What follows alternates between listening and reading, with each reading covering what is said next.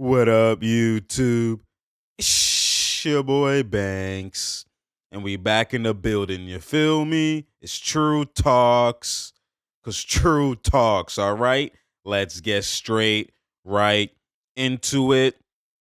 So you already know, hopefully you haven't been under a rock, but it's been official. I waited till it's fully official. All the trades, I guess the trade packages that kind of were, out there in terms of expanding, because they already know that they traded Kyrie to the Mavs, but then after that they're still trying to find some suitors to see if they could do a three-team trade and expand upon the trade and get more from it, etc. But after obviously that went down and last night or during the day, whatever, yesterday, it was official that for sure Kyrie Irving is traded just as a single deal, just with the Mavs and the Nets. Kyrie Irving is going to Dallas, as well as Markieff Morris, and Brooklyn is receiving Spencer Dinwiddie, Dorian Finney-Smith, 2027 second-round pick, 2029 first-round pick, unprotected, and a 2029 second-round pick. So 3 picks, 2 players, rightfully so. That is probably, I know the Lakers did have a pretty good deal when they included some picks, but for the most part, I'm pretty sure they don't want to receive. Maybe they do want to receive Westbrook as an expiring contract, but maybe you don't want to. And obviously, Joe Tsai's being petty, not giving Kyrie Irving his wish. And that just lets you know that, in terms of trading to the Lakers, that there's a lot of doing Kyrie dirt and a lot of disrespect that happened that led to Kyrie requesting a trade. So let's go in chronological order. All right. So we're going to go backwards. And for the most part, I'm seeing a lot of people kind of get at Kyrie. Look at right now when you finally win and you were a 2 seed. Obviously, KD got injured. Now you're a 4 seed. Whatever the case is, you're sitting pretty in the East, and now you demand a trade. Now you request a trade, and I'm like, y'all have to understand something. Like, I don't understand where this Kyrie bashing comes from all the time. Like, and I'm going to let y'all know, because enough is enough, yo. Enough is enough. This bash for Kyrie, this, like, putting Kyrie in a negative light, that's that media shit. But these fans are doing it too, and it's just, I don't know what mans have been following. I don't know what kind of, reports mans have been looking at. But if you've been paying attention and you've been locked in, you've been seeing from a while now that Kyrie has been saying, I want to be a Brooklyn Net. If you follow Kyrie, just know Kyrie, you know that he wants to be a Brooklyn Net. You know that, that's hometown, Jersey, all that type of stuff, like Brooklyn, all of that. That's hometown. He always wanted to be there, which is why when he was a free agent, he went there, right? They didn't choose the Knicks. They chose Brooklyn. There's a reason for that. He's even talked about all the time, even when you're watching NBA League Pass, you see, commercial breaks, and they say, oh, Kyrie, they show Kyrie, and he's talking like, I was a kid going to Nets games in New Jersey, et cetera, et cetera. So, like, he's honored to playing the throwback. Like, you've seen that he wanted to obviously stay for the foreseeable future with the Brooklyn Nets. He's been announcing that from before, like even when they were about to face Milwaukee Bucks in that series, he's been announcing that he wanted an extension. Then when the vaccine stuff happened, he's been announcing that he wants to extend, he wants to stay in Brooklyn. After the vaccine got lifted, he wants to stay in Brooklyn. It's always been Brooklyn, Brooklyn, Brooklyn, Brooklyn, right? KD already been extended, etc. So this is now, why is there a new change in direction? Why is there a new change of home location or change in location, period? You have to dissect that and understand what has changed. It's not, oh, he's been capping, he lied like that in Boston. No, that's cap. He said it one time in Boston in that whole thing, but then things changed. But he's been saying a plethora of times, even to 2 weeks ago, I want to be a Brooklyn Net. I want to be a Brooklyn Net. So let's go in order. I understand that people are saying, basically what happened was 2 weeks ago, or maybe 2 weeks, couple of weeks ago, whatever the case is, you've been hearing Kyrie say he wants to be a Brooklyn Net because obviously they were in contract negotiations. This isn't that the Nets denied Kyrie and Kyrie just mad or whatever. No, they were in contract negotiations. Obviously, the beginning of the season, let's go back. Beginning of the season, even before that, in the summer, before KD requested a trade, which is why a lot of us thought it was because of that Kyrie contract situation that, KD's requesting a trade because they weren't seeing eye to eye. They didn't give him a contract extension. And then even then, Kyrie was like, okay, you know what? Because the year before, the whole vaccine thing, he didn't really play. And that people are saying that that's Kyrie's fault. That's not Kyrie's fault. Some people would buy in and just, okay, take the vaccine, but there's other players around the league who don't have the vaccine and they're playing. Bradley Beal, we're not going to go through that again, but there's other players. Not only that, other non-vaccinated players could play in Brooklyn, but Kyrie just couldn't play because he was a resident. Let that make sense. So obviously they lifted the mandate. Once the mandate is lifted, all that vaccine shit that happened is irrelevant. It's not like he was injured. It wasn't like anything like that. It was literally just, you're forcing me to do something that I'm not willing to do. I could still play without it. I don't need to have it to play, because before the vaccine mandate, they were playing without it during COVID or whatever the case is. They're just doing testing. Y'all are now putting a mandate out there that has nothing to do with the NBA. It's actually just citywide, town-wide, statewide, or whatever the case is. Now y'all lift that. Why are we going back to this whole vaccine type of shit when ever since then I've been hooping? Even when y'all let me be part-time, I've been hooping. I was dropping 60s. Y'all chose to not have me be part-time because it would mess up. All right. So that vaccine shit is irrelevant. The only time he just randomly left was when he went, I think he had his grandma or someone was having a funeral or something like that, and he took a hiatus. That was the only time that happened. I think that was 2020. I forgot what year that was, whatever. That was the only time that happened. Other than that, he's been hooping, whether it's either an injury. For the most part, he's been healthy, other than the Milwaukee, series, obviously. For him to get 50, 40, 90, he had to play 70% of the games to even have that stat be credited, you know what I'm saying, and be eligible. So he played 70% of his games, got the 50, 40, 90 that season when they lost to Milwaukee in the second round, but he got injured in game 3. Other than the injury in game 3, for the most part, obviously other times when, before KD was, even when KD was injured, they were injured back and forth, whatever the case is. But ever since, other than the vaccine situation, ever since the bubble, he was hooping. Vaccine situation, now he couldn't hoop. Now the vaccine got lifted. They know, dog, just give me 1 year of hooping. He even agreed to it and said, all right, I'm going to do that. Fine then, whatever. I'm going to lock in this 1 year, opt in, whatever, and we gonna do what we going to do, right? That's what happened coming into this season. Now, obviously the suspension happened, rightfully so. That, again, I'm not putting the blame on Kyrie in terms of that. That's off. That's tweeting. That's, you know what I mean? That's like, that's not willfully creating ruckus or creating a bad whatever name or whatever the case is, or creating an uproar. That was spun against Kyrie in that situation. You know what I'm saying? And they treated him horrendously. They disrespected him, suspended him, totaled up to 6 games or whatever the case is. He came back. Ever since then, hooping, almost 50, 40, 90, averaging 30 points, all of that type of stuff. They go on an 11-game win streak.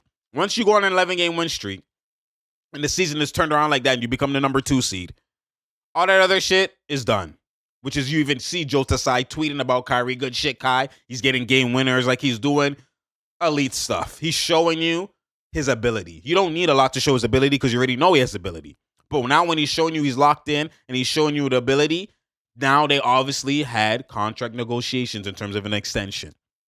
You have to meet a certain standard to even get that. If they felt that he didn't do enough or whatever the case is, there wouldn't even be a negotiation. So that's what people have to understand. They were at a negotiation, meaning the Nets wanted him and he wanted to be with the Nets. Now we're talking negotiations. If the Nets didn't want him, they wouldn't even offer a contract. Right? If Kyrie didn't want, he wouldn't even have looked at the contract and even felt disrespected by the contract. So this is what happened. Everything was all peaches and cream. Everything was gravy. Obviously waiting for KD to come back. They know that they can resume the season and boom, hit the gate out running again to end off the season, right? Post All-Star break. That's what everybody was waiting for. Just, I guess, weather the storm while KD's out. But for the most part, Kyrie individually was performing. Now, when you look at it, they were in contract negotiations. They were given reckless, disrespectful contracts. The Nets, especially Joe Tsai, you already know clearly there's some personal, not seeing eye to eye, or just some personal, maybe hate. I don't know what the case is. There's just some personal bad blood, whatever the case is, between Kyrie and obviously Joe Tsai. They gave him a contract. Wait, not the max. That's one. 2, They put stipulations in the contract where, okay, if you don't win a championship, then this, you don't get paid. Like, they're putting reckless stipulations in the contract. People are saying that's, oh, well, Kyrie has improved. I'm like, dog, who are you talking to, yo? Now I'm getting annoyed because who are y'all talking to? We seen AD injured the whole time. When it came to contract extension, max. What are y'all talking about? When you're of that ilk, there's no discussion. There's no discussion. If you being that of that ability is already enough to earn it. We're past the whole, oh, you need to prove, you need to have played this amount to get that. No. Some guys play that amount, but no, the market dictates your value. Not the team. Everybody else in that situation, let's look at it from just a perspective from around the league. Every other team in that situation has maxed out a player that has even played. Like, look at Kawhi. He was barely playing, had injuries, missed the playoffs, missed the whole season. During the season, he was injured. He got an extension, max. What are we talking about? Paul George was also inconsistent here and there, max. Like I said, 80. I can name a plethora of guys who've played for less and got the max. Why? Because their ability when they do hoop, their ability is, okay, you know what? They're worth that. They're worth that. Give him that. Give him that. He deserves that. Give him that. That's the point. Kyrie shouldn't have to go through what he's going through. That's why the hands he feels disrespected, which I've been said from time. This is disrespectful at this point. Y'all playing with this guy as if he's a role player, as if he's not the most skilled PG in the game that the game has even ever seen. And he's not showing you with the ability, even when KD's out, that he's shouldering the load. Why do you have to wait till the season is done to extend him? When you're having contract negotiations, either you say, no, we're not going to talk about it, we're going to wait till season's done. But for you to have negotiations means you feel like, okay, he's earned enough, let me do it in good faith. But now you're just disrespecting him with the contract you're offering. That's the problem. That's where now a man has to say enough is enough. People are going to look at Kyrie like, oh my God, what's wrong with him? Dog, enough is enough. You can't be playing with a man like this. You already look how they disrespected him and humiliated him when it came to the 6-game suspension. You see the amount of times, the vaccine, how they've been treating him, the bad blood that's been going on. Now you get to this point where now I even went through opting in and doing it your way. And now we're talking negotiations and you can't even give a man the max like he's worth? Knowing that there's no vaccine, there's none of this. I've been hooping. Only thing was a 6-game suspension, and the large point of how many games he's played, that's small. Very small. Okay, I didn't play 6 games this year. That's what we doing? That's enough to not give me the max, though? After what I've been doing? After us going on the winning streak, turning the season? Come on now. At some point, you have to look at, okay, the Nets as an organization is dropping the ball. The front office is dropping the ball. That's what's happening. There should have been no questions asked, if, ands, or buts. Give the man the max. That's what it should have been. That's what it should have been. I can go down the list of guys who are barely playing or whatever, or getting the max light work. Light work, just from their ability. Just because they're a superstar. Especially when we're in the superstar tier. KD was even injured and got an extension for the whole 4 year. What are we talking about? What are we talking about, yo? When you're of that ilk, it don't matter if you don't play for 2 seasons. Just having you on the roster. Just when you play, we know we're about to be this level of elite. Just with, like, we pay for that. That's what we pay for. Because your caliber can be replaced. Why is this even a discussion of, oh my God, he didn't earn? Like, are you guys out your mind? The ability earned it. The ability earned it. Simple. I showed y'all multiple people throughout the league who played pinch games just like Kyrie played and got the extension. What are we like? Come on now. Come on now. What are we talking about? Even when Embiid, when his whole rookie year and he was injury prone and barely played, got his extension. Whatever, like, you have to be out your mind, or you have to not be looking. When you're of that ilk, it's auto extension. They have to decline some shit and leave. The team always autos offers, especially primed in all the prime years. And come on now. It's the player that declines and goes on. Never the team that declines to offer or a low ball. What are you talking about? When you're of that ilk? Never that. Never that. I'm cold. Give me my sweater back. What are you talking about? I'm leaving. That's what Kyrie said, and that's why he requested a trade. It wasn't a, oh my God, this selfish. What's wrong with this guy? Boom, boom. No. You're not going to play with me at the end of the day and then still have me win for y'all and be disrespected multiple times. And this is the last straw. And Kyrie was playing chess because, again, I don't believe that Kyrie actually wanted to get traded. I believe that he's like, oh, that's what y'all doing? I'm going to demand a trade. So it's either y'all know and the league knows I'm not trying to hoop with these guys, right? We were in contract negotiations. Y'all wanted me. I wanted to stay there, but y'all lowballing me. So now me demanding a trade, it means right after Thursday, if not just demanding a trade, he's demanding a trade and saying, if you don't trade me by Thursday, I'm going to leave in the offseason. I'm not re-signing with y'all. So that's where the threat is. It's not that I'm just demanding a trade. Because people could demand a trade, but there's no threat of leaving, so it doesn't really matter. That's why you see the team hold them or whatever.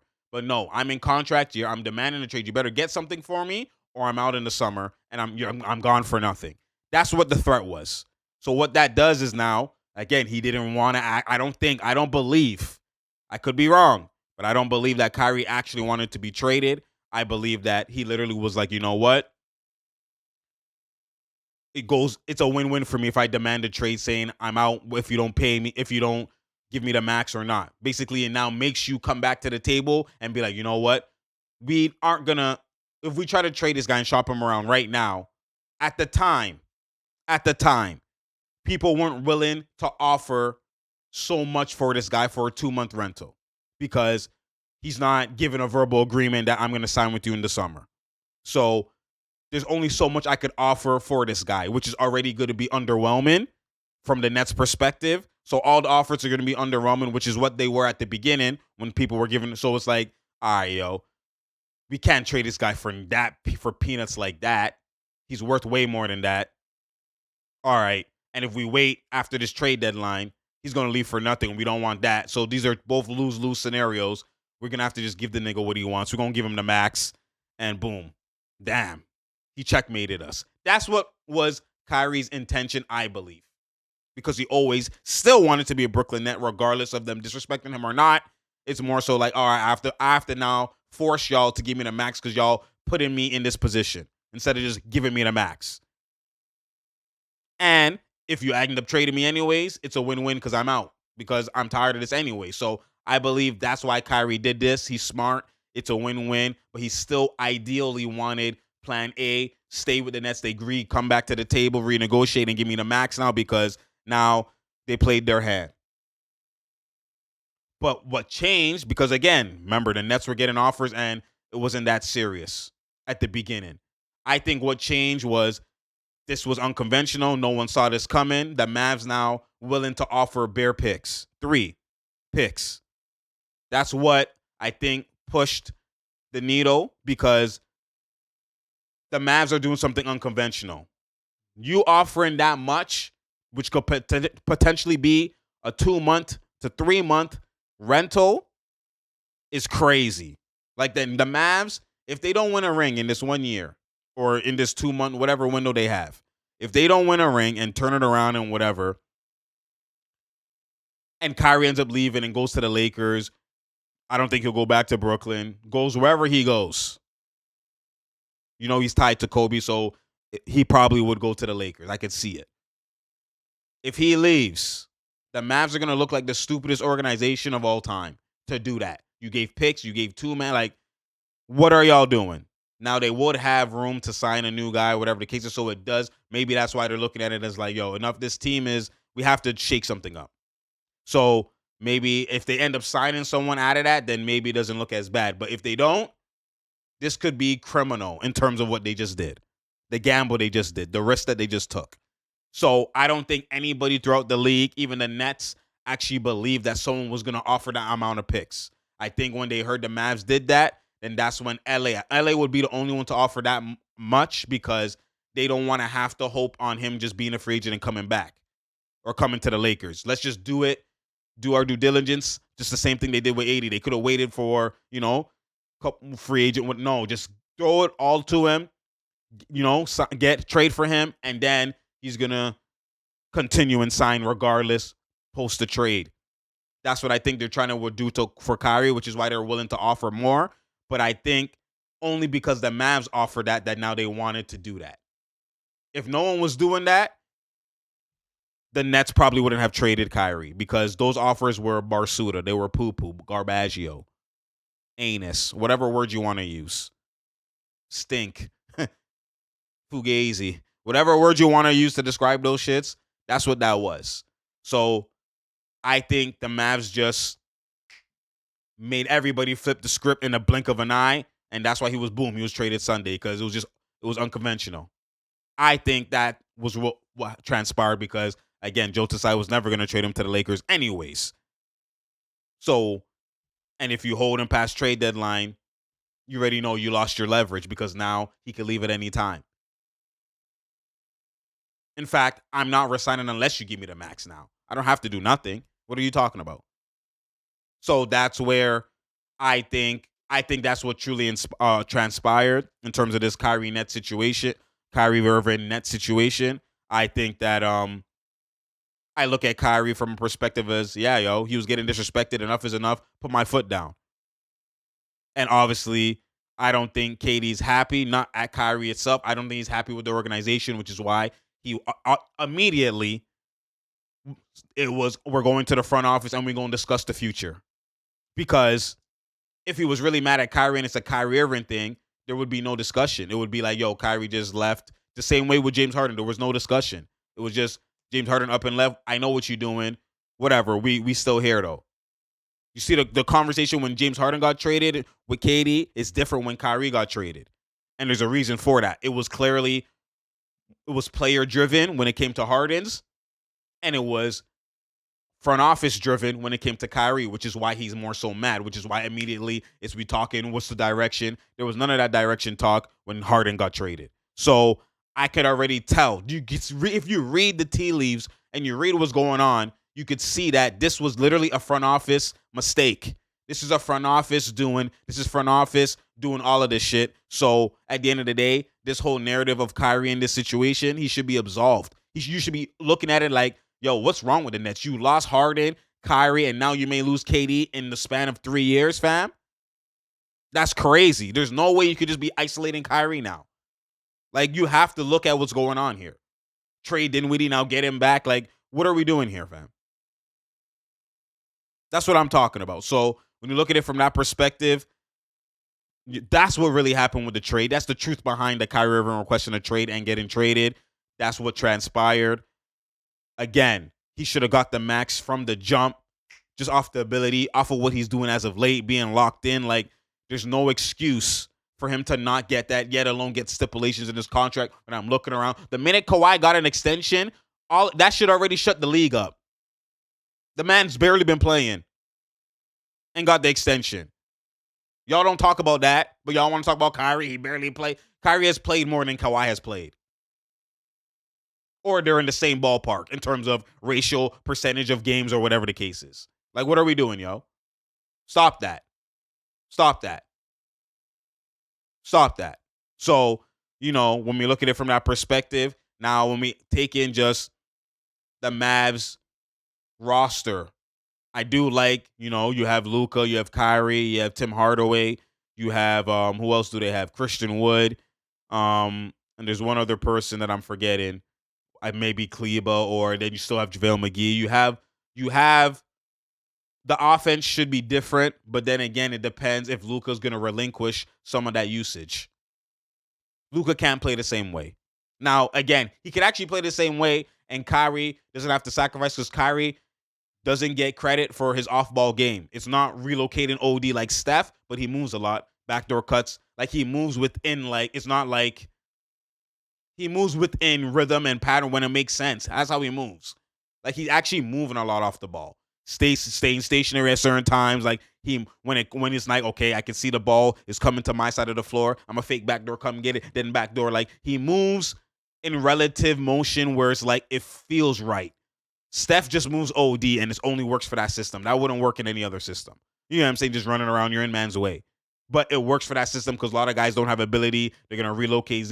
Is get Steph the ball, get Clay the ball. So it's shooters. It's a shooters offense where Steph can't move like that if he's playing with Luka. Do you get what I'm saying? Kyrie, the way he moves, it works with playing with KD. It works with playing with LeBron. He's not in his way. He'll stay. It moves. He moves in perfect in instincts in moments when it's the right timing. Like it's a timing movement. So he moves a lot off the ball. You just have to pay attention, right?